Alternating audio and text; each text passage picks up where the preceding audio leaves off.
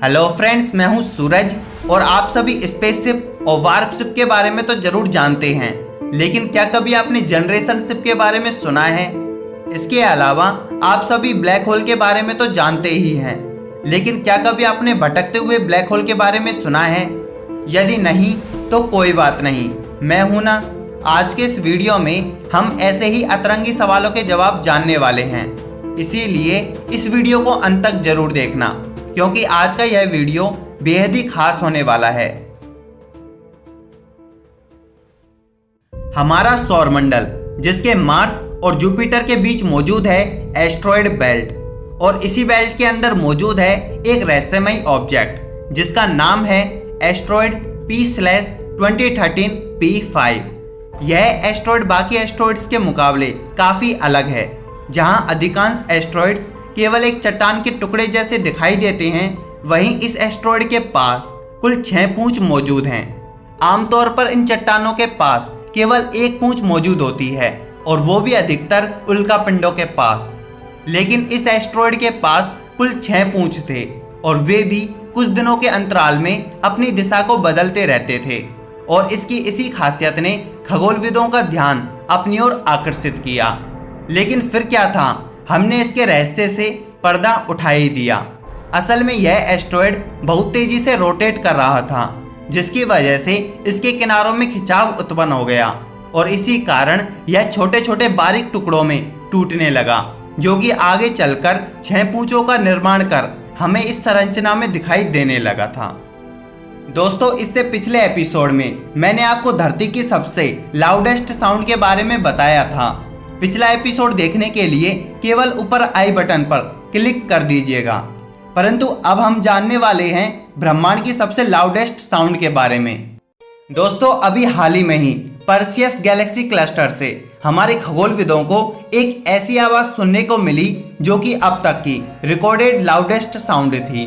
आपको जानना चाहिए कि यह साउंड उस गैलेक्सी के सेंटर में प्रेजेंट सुपरमैसिव ब्लैक होल से आई थी, और इस साउंड का कारण वैज्ञानिकों ने बताया कि जब वे इस गैलेक्सी का गहराई से अध्ययन कर रहे थे, तब उन्हें इस गैलेक्सी में एक बहुत ही बड़ा वॉइड देखने को मिला था, जो कि करीब 7.5 लाख प्रकाश वर्ष की दूरी तक फैला हुआ था।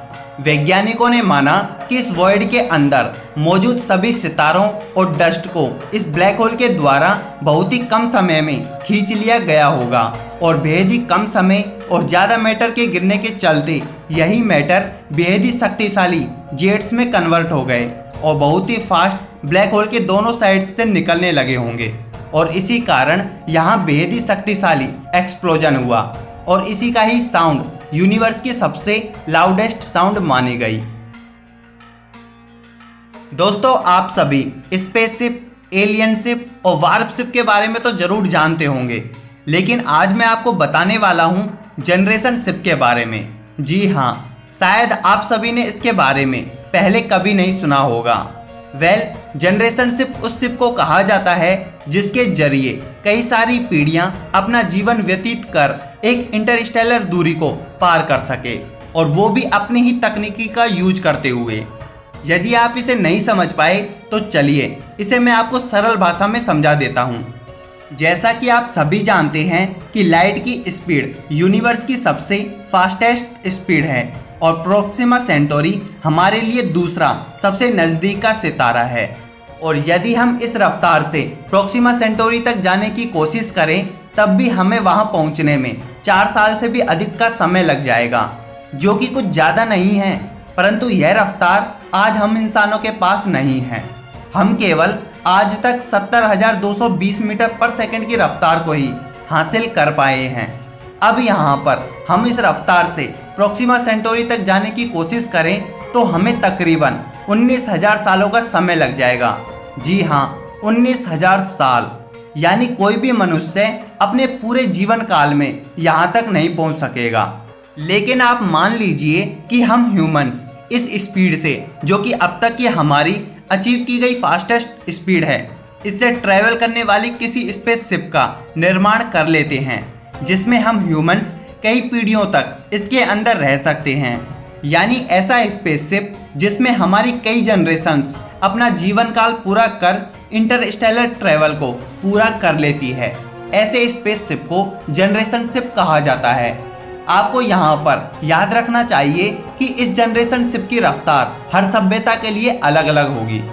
दोस्तों, यदि आप एक स्पेस लवर हैं तो आप सभी जानते होंगे कि नासा के अपोलो मून मिशन के तहत साल 1969 से साल 1972 के बीच कुल 12 एस्ट्रोनॉट चांद की सतह पर उतरे थे और उन सभी एस्ट्रोनॉट के फुटप्रिंट आज भी वहां पर मौजूद हैं और एक अनुमान के मुताबिक अगले करीब 10 करोड़ साल तक ये फुटप्रिंट यूं ही बने रहेंगे और उसके बाद ये कदम गायब हो जाएंगे। जी हाँ, आपने सही सुना। इसका कारण है कि जिस तरह हमारी धरती की भौगोलिक स्थिति बदलती रहती है, उसी तरह चांद की भी भौगोलिक स्थिति में भी परिवर्तन आते रहते हैं। हालांकि चांद के लिए यह एक बेहद ही धीमी प्रक्रिया है, क्योंकि वहाँ ना तो हवा है और ना ही पानी। पर समय के गुजरने के साथ साथ भविष्य में सोलर विंड्स, चार्ज पार्टिकल्स, इसके अलावा सोलर कोक जैसे मेटेओराइट और एस्ट्रॉयड का टकराव इन सुनहरे पैरों के निशान को भी गायब कर देंगे। दोस्तों, अब अंत में मैं आपको लेकर चलने वाला हूं ब्लैक होल्स की दुनिया में। आप सभी ब्लैक होल्स के बारे में तो जरूर जानते होंगे। ये ब्रह्मांड के महादानव होते हैं जो कि अपने नजदीक आने वाले सभी पिंडों को निगल जाते हैं और एक बार इनके द्वारा निगले जाने के बाद आप कभी भी दोबारा इस ब्रह्मांड में नहीं आ सकते। ब्लैक होल्स बेहद ही डरावने होते हैं और साथ साथ में बेहद ही रहस्यमयी भी। ये हर एक गैलेक्सी के सेंटर में पाए जाते हैं, लेकिन कुछ ब्लैक होल्स बेहद ही ज़्यादा खतरनाक होते हैं जो बहुत तेज गति से अंतरिक्ष में सफ़र करते हैं और अपने रास्ते में आने वाले सभी पिंडों को निगल जाते हैं।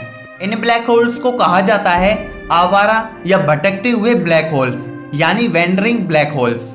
साल 2012 नासा के चंद्रा एक्स-रे ऑब्जर्वेटरी के द्वारा एक विशालकाय वेंडरिंग ब्लैक होल की खोज की गई। इस ब्लैक होल को गैलेक्सी CID 42 के आसपास देखा गया था, जो हमसे करीब 4 अरब प्रकाश वर्ष दूर है। इसके अलावा यह करीब 48,20,000 किलोमीटर प्रति घंटे की रफ्तार से भटक रहा था और अपने सामने आने वाले हर एक पिंड को निगलता जा रहा था। वैज्ञानिकों का इसके ऊपर मत है कि ऐसे ब्लैक होल्स तब पैदा होते हैं जब किसी ब्लैक होल्स के बेहद ही नज़दीक कोई सुपरनोवा, हाइपरनोवा या किलोनोवा घटित हो जाए। वैसे 48,20,000 किलोमीटर प्रति घंटे की रफ्तार बेहद ही ज़्यादा है, पर आप घबराइए मत, क्योंकि ये हमसे बेहद ही ज़्यादा दूरी पर है और इसीलिए हमें इससे कोई भी खतरा नहीं है। दोस्तों, अब अंत में क्या आप बता सकते हैं कि ब्लैक होल्स भी गायब होते हैं? ऐसा किस महान वैज्ञानिक ने कहा था? यदि आपको जवाब मालूम है तो कमेंट करके ज़रूर बताना। मैं आपके कमेंट का वेट जरूर करूँगा। तो आज के लिए बस इतना ही। उम्मीद करता हूँ आपको आज का यह एपिसोड बेहद ही ज़्यादा पसंद आया होगा। यदि आपको यह वीडियो पसंद आया तो इस वीडियो को लाइक करने के साथ साथ अपने फ्रेंड्स और फैमिली के साथ शेयर जरूर करना। यदि आप चैनल पर नए हैं तो चैनल को सब्सक्राइब करने के साथ साथ इस नोटिफिकेशन बेल को दबाना बिल्कुल मत भूलना। Thanks for watching. बाय।